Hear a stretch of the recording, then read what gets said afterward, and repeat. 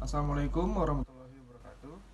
Kami dari kelompok 7 akan mempresentasikan tentang kepemimpinan dan kekuasaan.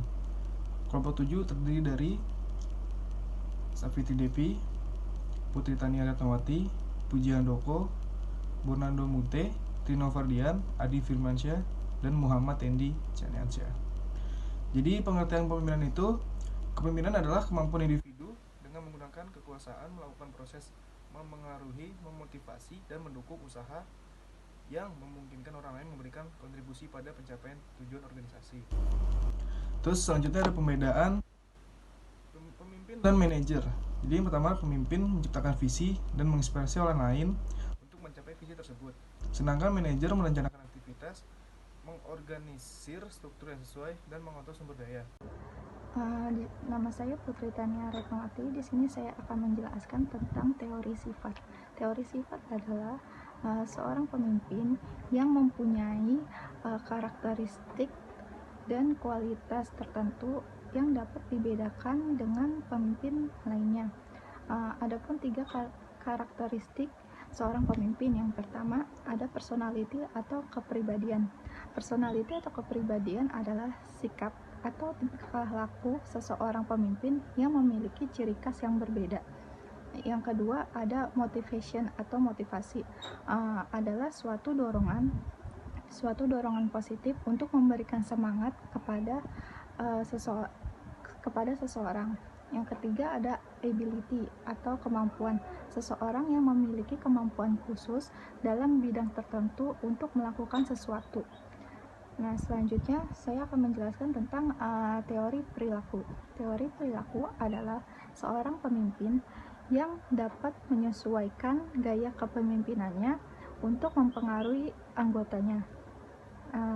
Selanjutnya ada teori kontingensi. Teori ini adalah perilaku seorang pemimpin yang dapat berubah sesuai dengan situasi. Maksudnya itu kayak seorang pemimpin mempunyai sikap yang berubah-ubah sesuai situasi yang ada. Terima kasih. Ya, selamat pagi buat kawan-kawanku dan Bu Rica. Dan saya di sini akan ingin mempresentasi tentang teori yang sedang tumbuh. Nah, di sini akan saya jelaskan satu-satu tentangnya. Nah, di sini ada masalah kepemimpinan akan berkembang seiring dengan perkembangan zaman. Berikut ini adalah teori yang sedang tumbuh. Nah, satu ada charismatic leadership, dua ada transitional leadership, tiga transformational leadership, empat visionary leadership, lima attribution theory of leadership. Nah, saya ingin membahas satu persatu. Yang pertama, charismatic leadership. Nah, charismatic leadership adalah kualitas yang spesial yang terhadap pada seorang pemimpin yang tujuan, kekuatan, dan kebulatan tekad mereka berbeda dari orang lain, sehingga muncullah pandangan umum masyarakat bahwa seorang pemimpin yang berkarisma ialah seorang pemimpin yang memiliki kualitas spesial untuk mempengaruhi orang lain dalam hal positif. Nah, yang kedua, transcontinental leadership adalah kepemimpinan transcontinental leadership. Ini terwujud ketika para pemimpin dan para pengikut konstituen berada dalam sejenis hubungan pertukaran satu sama lain agar kebutuhan masing-masing pihak dipengaruhi, jadi semacam barter barang kayak baju, kayak makanan. Nah, yang kayak gitu. Nah, yang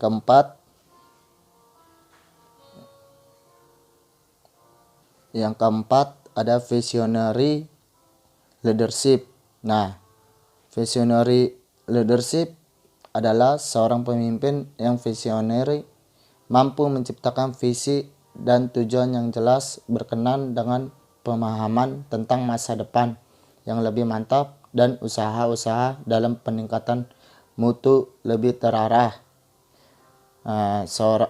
Contohnya kayak kita sama orang lain, apa sama bos kita harus bisa pola pikirnya dengan kreatif dan bisa mengembangkan yang ada, itu visionary leadership.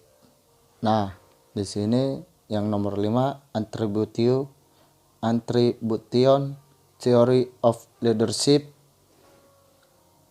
Contohnya bagaimana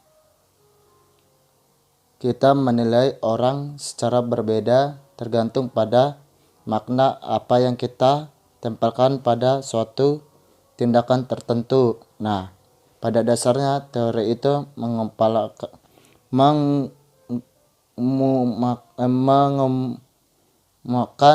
bahwa apabila kita mengamati perilaku seorang, kita mencoba menentukan apakah perilaku itu disebabkan dari dalam atau dari luar. Nah, oke, saya ingin bahas tentang materi isu dalam kepemimpinan. Nah, di sini ada 2 isu dalam kepemimpinan. 1, servant leadership, 2, servant leadership. Nah, yang pertama servant leadership.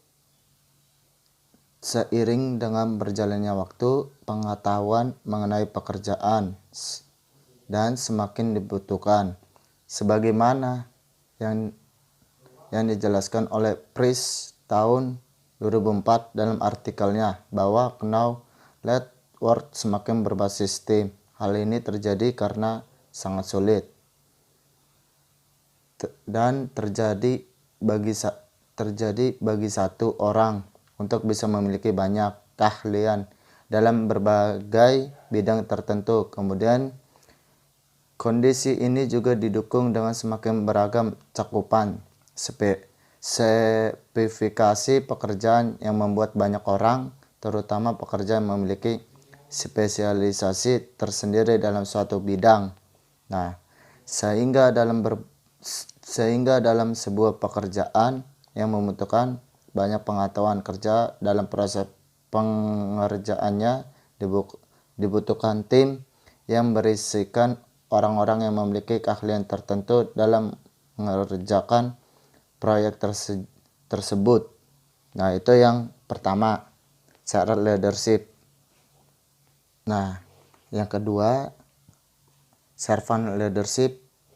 Nah, saya ingin jelaskan servant leadership itu kepemimpinan adalah kemampuan seseorang dalam mempengaruhi orang lain yang umumnya melalui motivasi untuk bekerja sesuai dengan tujuan dan sasaran.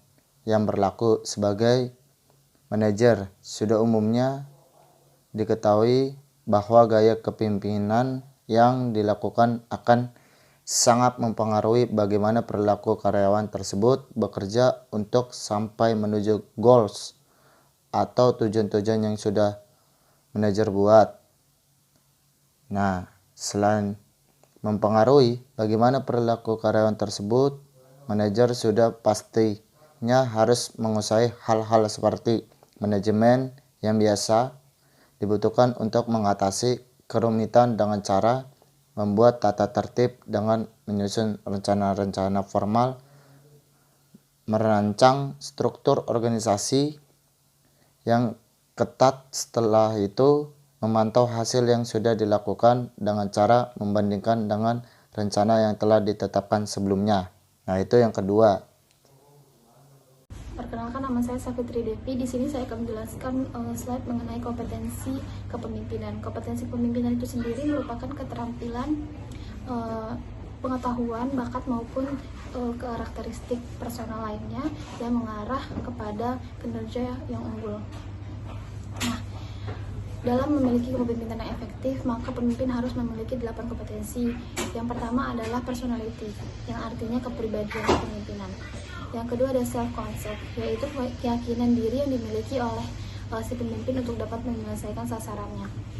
Terus yang ketiga adalah drive. Drive itu motivasi yang ada dalam diri pemimpin tersebut untuk dapat mengejar tujuannya. Terus yang keempat ada integrity, yang berarti bahwa pemimpin cenderung menerjemahkan kata-kata ke dalam suatu perbuatan tertentu. Terus yang kelima ada leadership motivation, artinya bahwa pemimpin mensosialisasikan kekuasaannya untuk menyelesaikan tujuan tim ataupun organisasi. Selanjutnya ada knowledge of the business, yang berarti bahwa pemimpin memiliki pengetahuan untuk menyelesaikan untuk mengambil suatu keputusan intuitif di lingkungannya. Yang selanjutnya adalah kognitif dan practical intelligence, yang berarti adalah kemampuan kognitif yang dimiliki pemimpin untuk dapat memproses informasi dan menyelesaikan masalah yang terjadi di dunia nyata untuk menyesuaikan dan menyeleksinya berdasarkan lingkungan. Terus yang terakhir adalah emotional intelligence, yaitu kemampuan pemimpin untuk dapat memonitor emosinya sendiri maupun orang lain dan menggunakan informasi untuk membimbing pemikiran maupun tindakan yang akan dilakukannya. Pada saat ini saya akan menjelaskan mengenai pengertian dari kekuasaan. Kekuasaan sendiri berarti keterampilan ataupun kemampuan seseorang untuk dapat membujuk, mempengaruhi maupun membuat orang lain bergantung padanya dan melakukan apapun yang diinginkannya. Nah, ada beberapa dasar dari kekuasaan. Yang pertama adalah coercive power, yaitu kemampuan seseorang untuk memaksa orang lain melakukan sesuatu, seperti memberikan hukuman untuk mengontrol orang lain. Yang kedua adalah reward power. Reward power adalah kemampuan seseorang untuk dapat memberikan reward yang berharga kepada orang lain sehingga orang lain tersebut dapat mematuhinya. Terus yang ketiga adalah legitimate power. Legitimate power ini berarti bahwa kekuasaan diterima seseorang berdasarkan dari posisinya dalam suatu organisasi. Terus yang keempat ada information power, yaitu kekuasaan seseorang untuk dapat mengakses informasi ataupun mengawasi terhadap informasi tersebut. Terus yang terakhir adalah expert power, yaitu kekuasaan seseorang yang dimiliki karena dia memiliki kemampuan, pengalaman ataupun pertimbangan yang tidak dimiliki orang lain, sehingga dia dapat dibutuhkan dan mendapatkan kekuasaan tersebut. Assalamualaikum warahmatullahi wabarakatuh. Nama saya Muhammad Tendi Kansyah, saya dari kelompok 7. Selanjutnya ada faktor yang mempengaruhi kemampuan menggunakan kekuasaan. Yang pertama itu ada substitute ability, yaitu tingkatan keadaan di mana orang mempunyai alternatif dalam mengakses sumber daya. Lalu yang kedua ada distraction, yaitu tingkatan keadaan di mana manajer mempunyai hak untuk membuat keputusan sendiri. Lalu yang ketiga ada centrality, yaitu menunjukkan seberapa penting pekerjaan orang untuk menyelesaikan tugas mereka. Lalu yang keempat ada visibility, yaitu menunjukkan seberapa sadar orang lain terhadap kekuasaan dan posisi pemimpin. Selanjutnya ada pengaruh. Pengaruh merupakan penggunaan perilaku aktual yang menyebabkan perubahan perilaku atau sikap orang lain. Dari situ membuahkan hasil yang diperoleh dari pengaruh. Yang pertama itu ada komitmen, yang kedua compliance, dan yang terakhir resistance. Selanjutnya ada macam-macam taktik mempengaruhi. Di antaranya pertama, rational persuasion, yaitu berusaha memaksa seseorang dengan menggunakan alasan, logika, dan fakta. Lalu yang kedua ada inspiration appeals, yaitu berusaha membangun antusiasme dengan daya tarik pada emosi, gagasan, atau nilai-nilai orang lain. Lalu yang ketiga ada consultation, yaitu mendapatkan orang lain berpartisipasi dalam perencanaan, membuat keputusan, dan perubahan. Yang keempat ada ingratiation, yaitu mendapatkan seseorang dalam suasana hati yang baik sebelum mengajukan permintaan, lalu menjadi bersahabat, membantu, dan menggunakan pujian atau paksaan. Lalu yang kelima ada personal appeals, yaitu menunjukkan persahabatan dan loyalitas ketika mengajukan permintaan. Politik adalah segala urusan yang menyangkut negara atau pemerintahan melalui suatu sistem politik yang menyangkut penentuan tujuan dari sistem tersebut. dan cara mencapai tujuan tersebut. Orang dengan kepentingan bersama dapat menjadi koalisi politik. Tujuan politik: 1. Adanya politik dapat membantu terselenggaranya kekuasaan pemerintah dan masyarakat yang mengacu pada prinsip Negara Kesatuan Republik Indonesia. 2. Politik bertujuan mensejahterakan seluruh masyarakat Indonesia. 3. Melindungi hak-hak semua warga negara Indonesia dan menjamin terlaksananya kewajiban-kewajiban warga negara. 4. Menjaga keamanan dan perdamaian negara. 5. Menjaga kehidupan sosial yang seimbang untuk kemajuan bangsa. Assalamualaikum warahmatullahi wabarakatuh. Nama saya Adi Firmansyah, saya dari kelompok 7. Yang kesimpulan dari semuanya adalah kekuasaan adalah kewenangan yang didapatkan oleh seseorang atau kelompok guna menjalankan kewenangan tersebut sesuai dengan kewenangan yang diberikan. Kewenangan tidak boleh dijalankan melebihi kewenangan yang diperoleh atau kemampuan seseorang atau kelompok untuk mempengaruhi jumlah atau tingkah laku orang atau kelompok lain sesuai dengan keinginan dari pelaku. Seorang pemimpin yang efektif merupakan pemimpin yang dapat mengelola kekuasaannya, sehingga pemimpin dapat menggunakan kekuasaannya dengan benar untuk meningkatkan kinerja para bawahannya. Terima kasih, saya mewakilkan dari kelompok 7 ingin mengucapkan terima kasih sebesar-besarnya. Bila ada kesalahan dan kata-kata yang tidak mengenakan, tolong diberi maaf sebesar-besarnya. Sekian dari kelompok 7. Assalamualaikum warahmatullahi wabarakatuh.